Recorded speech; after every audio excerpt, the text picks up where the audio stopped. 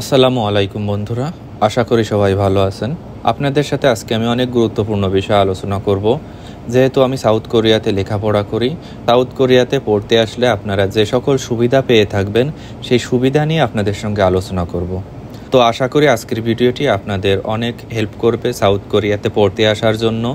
তো ভিডিওর শেষ পর্যন্ত আপনারা দেখবেন এবং ভিডিওটি যদি ভালো লেগে থাকে আমার চ্যানেলটি সাবস্ক্রাইব করে পরবর্তী ভিডিওর জন্য বেল আইকনটি প্রেস করে রাখবেন। তো মূল আলোচনায় আসি। তো সাউথ কোরিয়ায় পড়তে আসার যে সকল সুবিধা তার এক নম্বরেই আছে আইএলটিএসের যে বিষয়টি। আপনারা গুগল সার্চ করলেই দেখতে পারবেন ইউকে, ইউএসএ, ইউরোপের যে ভালো দেশগুলো আছে সকল দেশেই কিন্তু আইএলটিএস স্কোরটি অনেক গুরুত্বপূর্ণ এবং আইএলটিএস স্কোর যদি ভালো না থাকে তাহলে কিন্তু আপনারা ওই সকল দেশে যেতে পারবেন না। কিন্তু সাউথ কোরিয়া উন্নত এবং এই দেশের লেখাপড়া অনেক হাই লেভেলের হওয়া সত্ত্বেও কিন্তু সাউথ কোরিয়াতে আইএলটিএস স্কোর যদি একটু কম থাকে তাহলে আপনারা অনায়াসে অ্যাডমিশন পাবেন এবং খুব সহজে ভিসা অ্যাপ্লাই করতে পারবেন। যেমন আমি বলি, সাউথ কোরিয়াতে আপনি যদি ব্যাচেলর্সের জন্য আসতে চান তাহলে মিনিমাম 5.5-এ আপনারা অ্যাডমিশন পেয়ে যাবেন। অন্যদিকে যদি মাস্টার্সের বিষয় বলি, মাস্টার্সে অন্যান্য দেশে মিনিমাম 6.5-7 লেগে থাকে, কিন্তু সাউথ কোরিয়ার ইউনিভার্সিটিতে মাস্টার্সের জন্য অ্যাডমিশন পেতে হলে আইএলটিএসে 6 পয়েন্ট পেলেই কিন্তু আপনারা এখানে পড়াশুনো করতে চলে আসতে পারবেন। 2 নম্বরে কথা বলবো সাউথ কোরিয়ার ইউনিভার্সিটির টিউশন ফি নিয়ে। ইউএসএ, অস্ট্রেলিয়া কিংবা কানাডার ইউনিভার্সিটির যে টিউশন ফি তার সঙ্গে যদি সাউথ কোরিয়া ইউনিভার্সিটির টিউশন ফির তুলনা করা হয় তাহলে কিন্তু আপনারা বুঝতে পারবেন যে কত পার্থক্য সাউথ কোরিয়ার টিউশন ফির। আপনারা যদি সাউথ কোরিয়াতে ব্যাচেলর্সে পড়াশুনো করতে আসতে চান তাহলে পাবলিক ইউনিভার্সিটিতে 2 থেকে 3 লক্ষ টাকার ভিতর কিন্তু আপনারা টিউশন ফি পেমেন্ট করতে পারবেন এবং আপনারা যদি মাস্টার্সের জন্য আসতে চান তাহলে 4 থেকে 5 লক্ষ টাকার মধ্যেই কিন্তু টিউশন ফিটি হবে। টিউশন ফির পরে যে বিষয়টি নিয়ে আপনাদের সঙ্গে কথা বলবো তা হলো স্কলারশিপ। সাউথ কোরিয়াতে স্কলারশিপ 2 ধরনের আছে। সাউথ কোরিয়ার সরকারি স্কলারশিপ আছে জিকেএস, যে স্কলারশিপটি আপনারা যদি জিকেএস স্কলারশিপটি পেয়ে থাকেন তাহলে কিন্তু কোনো প্রকার খরচ ছাড়াই আপনারা দক্ষিণ কোরিয়াতে পড়াশুনো করতে পারবেন।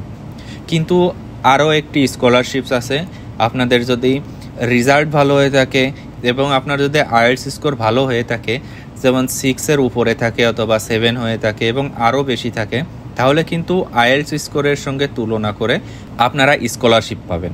তাছাড়া আপনারা লেখাপড়া করাকালীন প্রত্যেক সেমিস্টার ওয়াইজ আপনাদের যদি স্কোর ভালো হয়, সিজিপিএ ভালো হয়, তাহলে কিন্তু আপনারা প্রত্যেক সেমিস্টারেই ভালো অ্যামাউন্টের স্কলারশিপ পাবেন এবং আপনারা যদি 100-এ 100 স্কলারশিপ পেতে চান তাহলে আপনাদের রেজাল্ট অবশ্যই 4/4 পাওয়া লাগবে, তাহলে কিন্তু আপনাদের কোনো টিউশন ফি পেমেন্ট করা লাগবে না।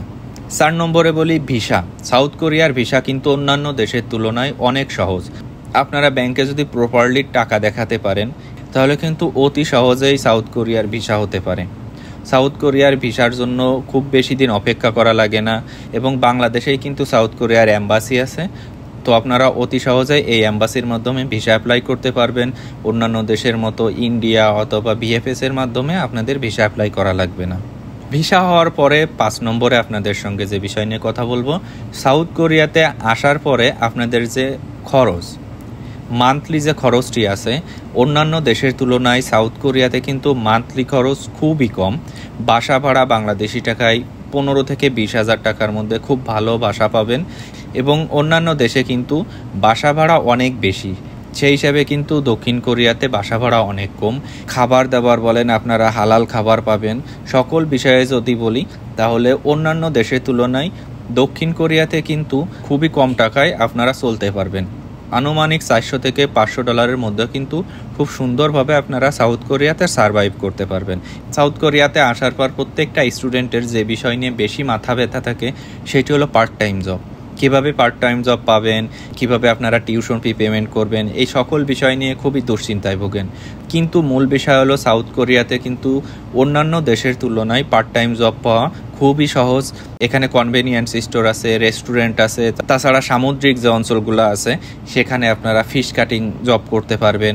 আমি আজ পর্যন্ত কাউকে দেখিনি যারা টিউশন ফির জন্য বাড়ি থেকে টাকা নিয়ে আসছে, তারা নিজেরা ইনকাম করে এবং অনেকেই কিন্তু ফ্যামিলি সাপোর্ট দেয়। তো বন্ধুরা, আশা করি আজকের ভিডিওটি আপনাদের ভালো লাগছে এবং যদি ভালো লেগে থাকে আমার চ্যানেলটি সাবস্ক্রাইব করবেন এবং পরবর্তী ভিডিওর জন্য বেল আইকনটি প্রেস করে রাখবেন। ধন্যবাদ বন্ধুরা।